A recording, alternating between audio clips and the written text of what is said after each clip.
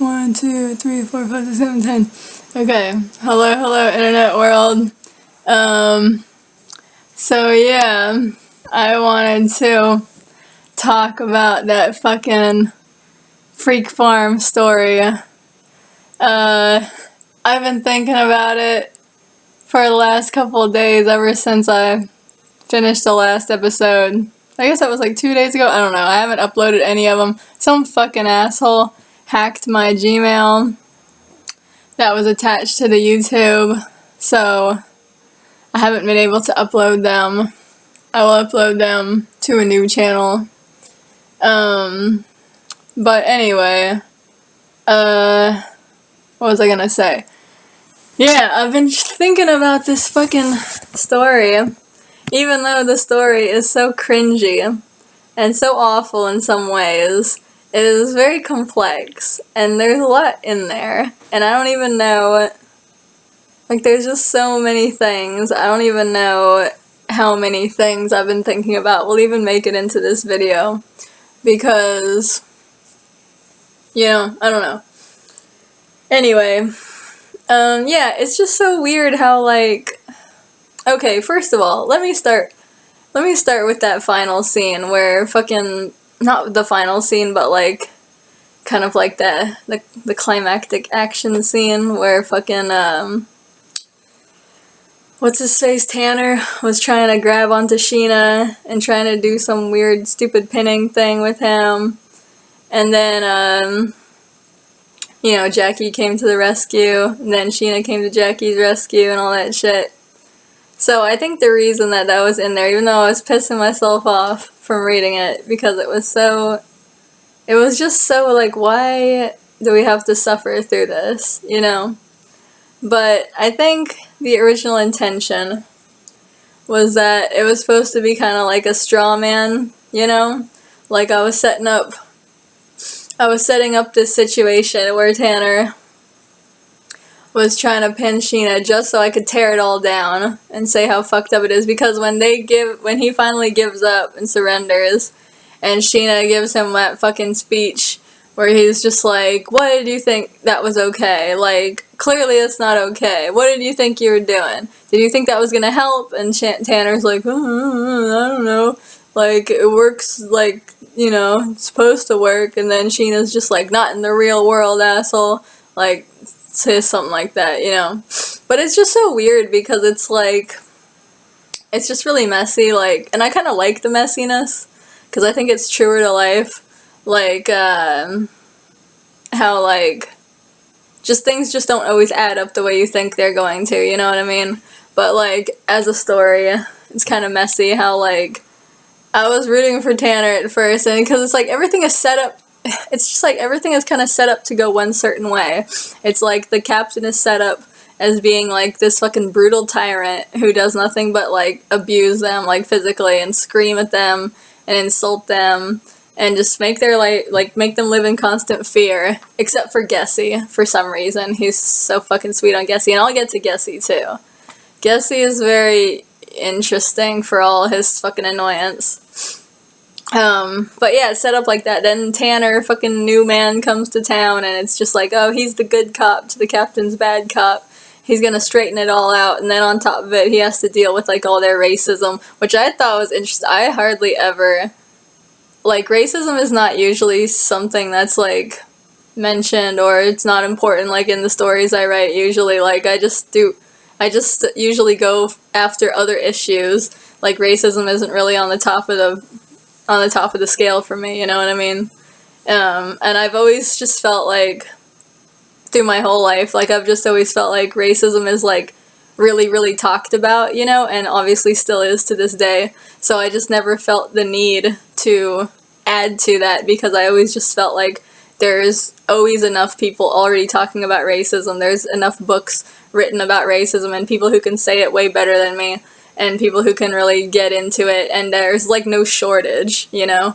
So I always, I never really felt the need to get into that, and, like, I always went after other issues having to do with, like, identity, or, like, I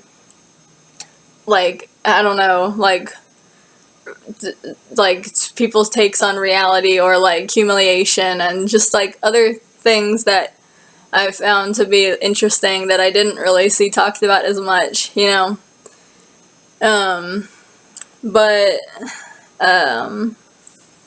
But yeah, I don't know, so that was interesting. And then it's kind of interesting the way they're racist too, because obviously they are racist. Like, they see this black dude and they're just like, what the hell is that, you know? But like, but it's like tangled up with the idea that like they're more, I don't know, the way I read it was that like, and I don't remember how it was supposed to be when I originally wrote it, but it seems like it's like more tangled up in like, it's not just straight up racism, it's racism mixed with the fact that they just don't like strangers in general, you know what I mean?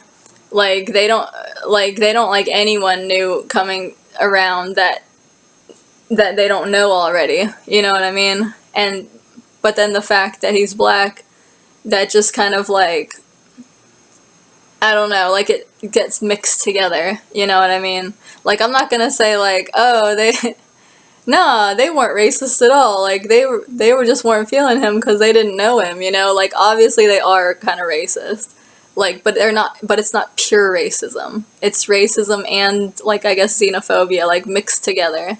So that was kind of interesting. I feel like that's a little bit realistic too, in a way, because if you notice, they're giving him like side eye and shit like that, but like it's not like they're like, you know, saying the N-word, or they're not saying like side comments of a racial nature. Like, everything they say is just like, who the fuck are you? I haven't seen you before. Like, what do you think you're doing around here? Like, I don't know about you, you know, and stuff like that. But then it's just when it's like their inner thoughts, it's like, man, this guy's skin is so dark and I don't know about that, you know, and stuff. So, I don't know, it's just very like blended, you know. And then,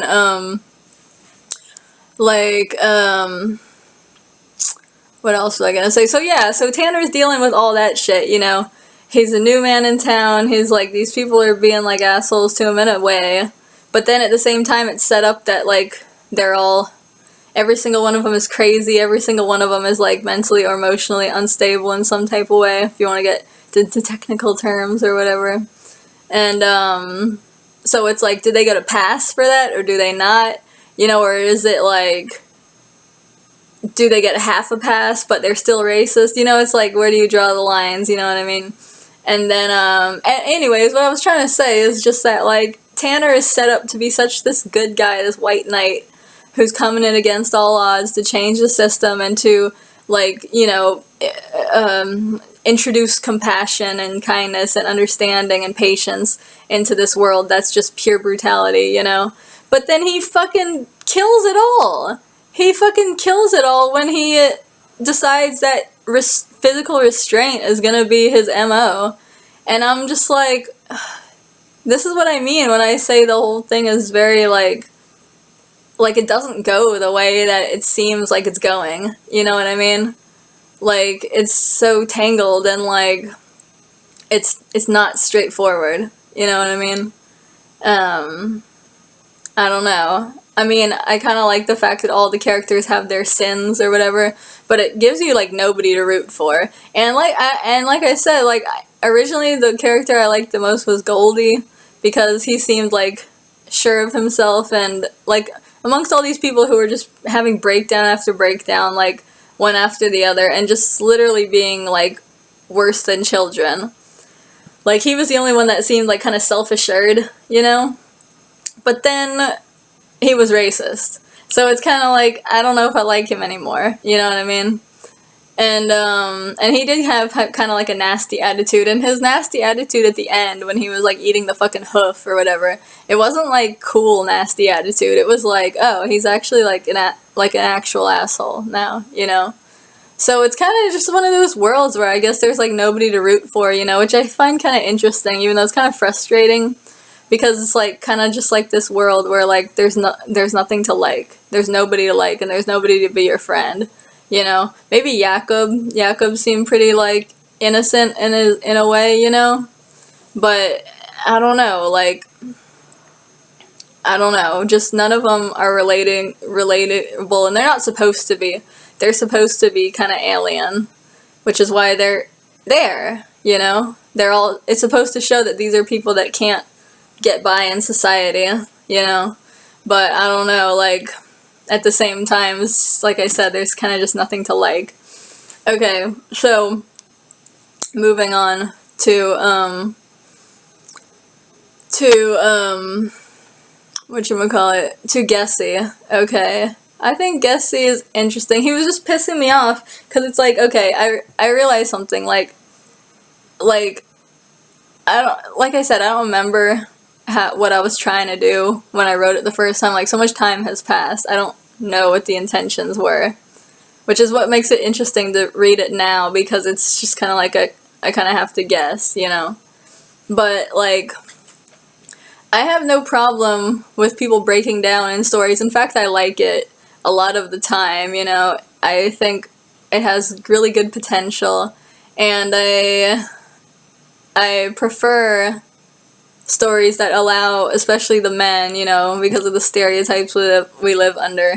I like it when they let men have emotions, get hysterical to a point and stuff like that, and just do things that any human being would do under stress, but which are stereotypically attributed only to women, because men are supposed to be, oh, so steel and iron all the time, you know? But it's like, no, men are animals too. They react, they have fears, angers, sadnesses, all that stuff too, you know? And, like, it's just, isn't it so weird how, like, normal human reaction is, which is realistic, is attributed to weakness in stories. You know what I mean? And then this unrealistic, unemotionless, like, strength, if you want to call it that. I don't even know if I would call it strength, because it's just like, is being a robot to be strong? Like, I don't know about that, you know? But it's just like this totally unrealistic expectation for men. And then the realistic reaction from the women, but then the women are seen as weak, even though they're having the realistic reaction. You know what I mean? It's just very tangled and very backwards and upside down and diagonal. Anyway, except for straightforward. Anyway, except for something that makes actual sense. So I love it when men in stories, movies, etc. are allowed to actually react like an animal or a human, feel things and experience things that scare them, and not be so fucking jaded all the time. Not this fucking perfect soldier bullshit. But at the same time, I did get fucking irritated as fuck with Gessie, and I was thinking, like, why does he irritate the shit out of me, but I don't get irritated, or in fact I like it when guys do that in other media? And I think the answer is just that Gessie's too much. You know what I mean? It's because we literally never, ever, ever see him, like, not be hysterical. He is hysterical 24/7, and so there's, like, nothing to compare it to. There's nothing to, like, we never even see him trying to control himself, or trying to get a grip, or trying to be brave, or even making a single effort. Like, it's just like, and it's just like, to me it might be more interesting if there was some kind of background shown for him. I think it was maybe supposed to be implied that, like, something happened in the past to him that was, like, so horrible that it just, like, made him completely snap. And now he's just, like, his mind is just totally broken, and every single stimulus, no matter how fucking small, just triggers him constantly. So he's, like, under constant torture. But it's just, like, when you don't see the context of that, when all you see is the result, it's like, yeah, there's no comparison to anything else, so it just comes off like this guy literally fucking cries at the drop of a hat, and it's fucking annoying, and, like, everything scares him. Like, I mean, at a certain point, wouldn't a person become exhausted? Wouldn't they kind of burn out their nerves or something? And then, I don't know, you know, I don't know how these things work, you know, and plus, who cares? It doesn't have to be realistic. It's not supposed to be. A lot of the story, I can tell, was just written to try and evoke certain emotions and stuff like that. And I do that even to this day. Like, sometimes I write things in stories, like scenes, sentences, or even just use specific words that I'm using them for no other purpose. Like, it's not really to serve the story. It's to, and by story, I mean, it's not to serve the plot or anything. It's just, like, artistic touch, basically, to, basically it's just, like, it's just meant to evoke, like, a tingle, you know what I mean? Like, and a lot of time it's just personal for me, you know? It's like there's certain words in the English language that will, like, or at least used to. I'm kind of numb now and kind of don't feel very much anymore. But that used to give me, like, a tingle of, like, scandal or something. Even if it was something that, like, irritated me or a word that I didn't. Kind of like when, I think it was Tanner when he said, like, hey buddy or something like that. Like, I wouldn't normally use that word, but I used it just to try and kind of, like, make a spark happen, you know? So that if I read it again, it would be like, ooh, he said buddy. That's, like, really condescending. It's, like, kind of hot at the same time, you know? But I don't know. I don't get that out of it anymore, but I'm sure that's what it was supposed to be at the time. You know, it's kind of like a writer's version of ASMR or something. Like, it's just supposed to give you, like, a visceral, like, feeling. And when I used to role play, like, man, people used to do stuff like that, I feel like. I don't know. But, like I said in the other video, part of it, too, is just, like, playing with tropes of, like, just power play and control that are common in, like, movies and shows of, like, oh, this person's crazy, better take control, you know? And then it's like, I don't know, but it gets more complicated than that, because it's like, I don't know, there's just life is so complicated, and especially the emotions of life are so complicated, and I can see some certain things, like, okay, like, here's a situation I was thinking about, right? Like, say somebody you know is crying, right? And you think, like, oh, maybe they want me to give them a hug, right? But you don't want to just go up and hug them out of nowhere, like, without permission, because what if they don't like that? What if you make it worse, you know? But then at the same time, if you go up and it might seem like, oh, okay, just go up and ask them, like, do you want a hug? But then, if you ask, you're putting them in the position of having to say that they want that. And I know that there's a whole coalition of people nowadays that is, like, they're all about, like, you have to say what you want, you have to state it explicitly, blah blah blah, otherwise you're not gonna get shit, closed mouth doesn't get fed, and blah blah blah.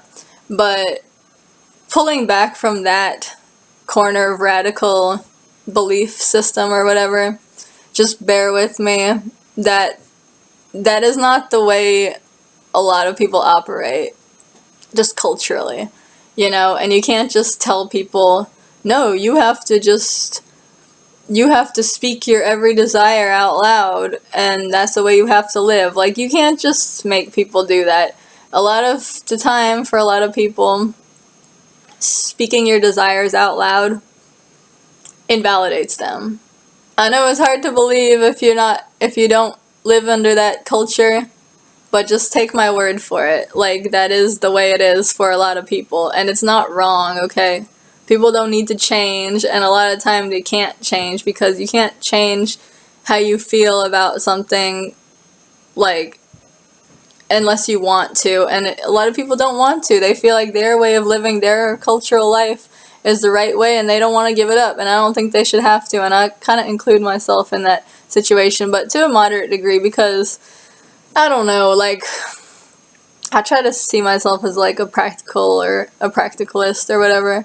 So if I really want something, I'll ask for it, but at the same time, it's like from a spiritual / emotional / romanticism / just idealist point of view, yeah, sometimes you just don't want to have to ask for things, and if you do ask for them, it totally invalidates it. It's like, you say, oh, I want a hug, but then if you go up and you tell somebody, I want a hug, and they give you the hug, it's like, you only gave me the hug because I said I wanted it. You didn't do it out of your own heart.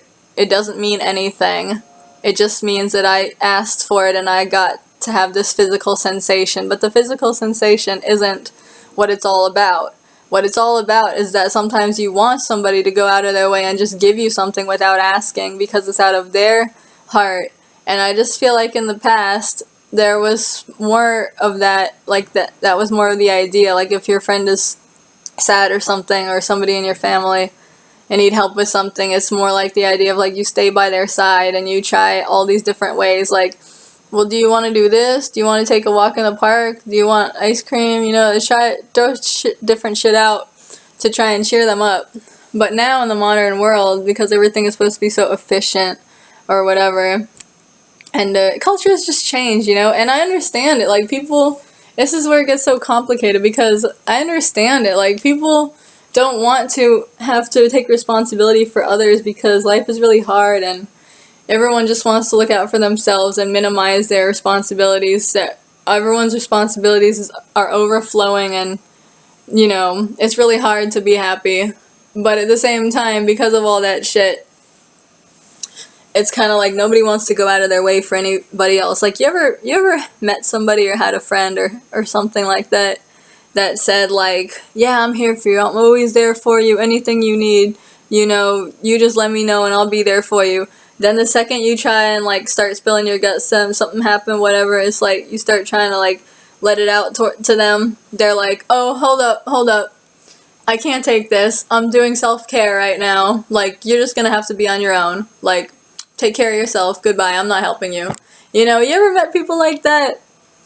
Or it's like, they say that they'll be there for you, they'll have your back, they got you, whatever. And then it's like their idea of helping you, and you finally try to cash in on what they said they were going to do for you. You try to lean on them, you try to, you know, you try to get a little bit of help with your emotions or your problems or whatever you need from them. And they just tell you some bullshit like, well, you just have to love yourself, or you just have to breathe, of course, my favorite advice there. Or, you know, you just have to think positive or something. They only have, like, one set of advice. And you're like, well, this just doesn't work for me, you know, I really need somebody to hold my hand, I really need somebody to be there with me, go be step by step and let me lean on their shoulder and all that. And they're just like, well, I don't have that. I only have this one sentence of advice. That's all I have to give to you, you know? It's like, I just feel like everybody's, like, really on their own and stuff, and, like, yeah, you don't want to have to go out of your way to, like, baby somebody else, because, like, life is hard enough. You don't want to carry their weight on top of yours.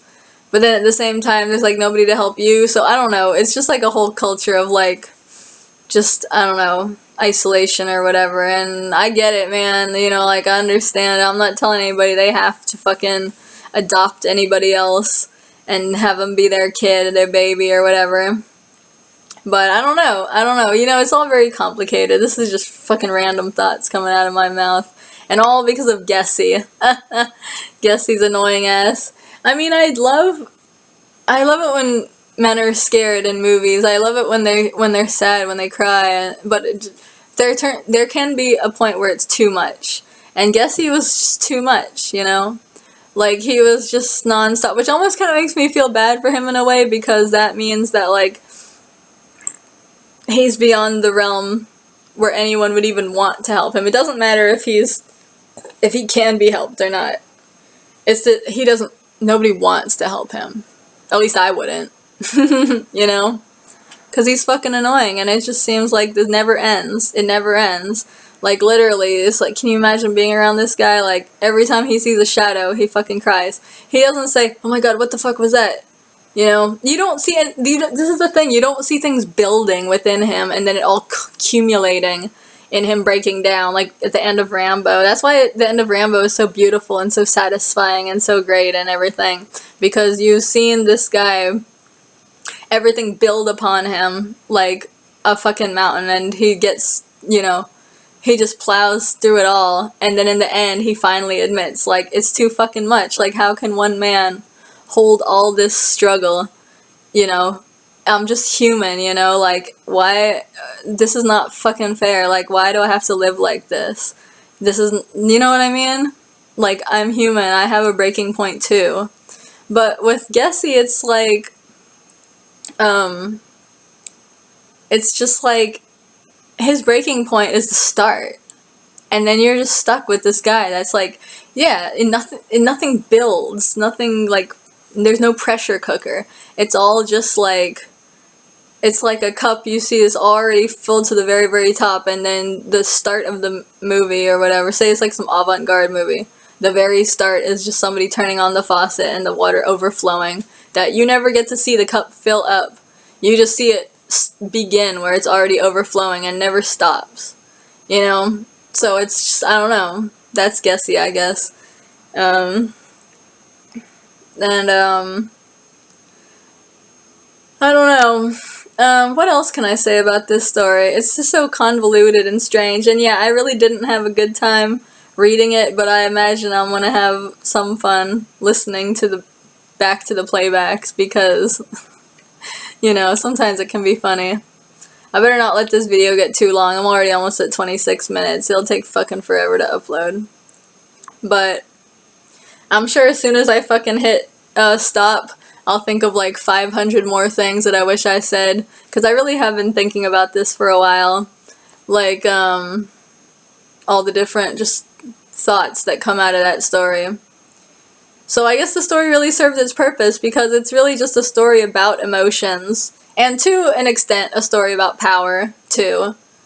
And the use of power. And yeah, I think if the story had gone further, it would have explored that more, like how a lot of people are like me. They don't want to have anybody having power over them. And they'll tell you you're a fucking piece of shit and kick you in the balls if you try and restrain them. But some other people might actually enjoy that. Some people are just submissive. Some people are just... that's their version of what they like when they're broken down and sad. Like, it's their version of being comforted. Like, they want somebody over them. And, like, I remember I was reading the notes at the end of the story. There was something about somebody wanted a hug from Tanner. And so, basically, it's like his shit didn't work on Sheena's crazy ass. But it would have worked on somebody else that just wanted to be held, you know? And I don't know, I think I would have explored that more if it went further, but as the story is, it's only like a little bit of that. But it, yeah. And I don't know. It was really frustrating that the captain was nice to Gessie and not anybody else. I just feel like if he can be nice to Gessie, why couldn't he be nice to anybody else? Is it because they're all little shitheads and they all would have taken advantage and Gessie is the only one that's so fucking insane that it would never even occur to him to take advantage? Like, he's just straight up a baby. And so he has like a certain innocence in his fucked up babyhood that to where the captain feels comfortable showing compassion for him. But like I said, in real life there would be so much jealousy and so much just hatred. I think Gessie would honestly get killed. But I mean, I think some of those other guys would have liked if the captain was a little nicer to them, but he should have been nice to Jakob. You know what? Jakob is Gessie's lover, which is so weird to think of Gessie having any kind of lover, but which also, when he was freaking out, then why didn't Jakob just help him? Why did he have to get special treatment from the captain? Like, that's another thing that I think would add to the jealousy. It's like, okay, you're getting special treatment from our boss. He's mean to everybody else, but he's nice to you. And fucking babies you. And coddles you. But he never coddles me. And, like, and you have a boyfriend. And I'm single. Like, that would just piss me off. You know what I mean? But, like I said, I'm sure there's millions more ideas I had for that story that just never made it to light, and now are lost forever because I don't remember what ideas I had for that story. But next time I'm gonna read a new story. Hopefully it will not be all about the same exact themes. Hopefully it will be different. So yeah. Oh my god, it's almost 30 minutes and my arm is falling asleep.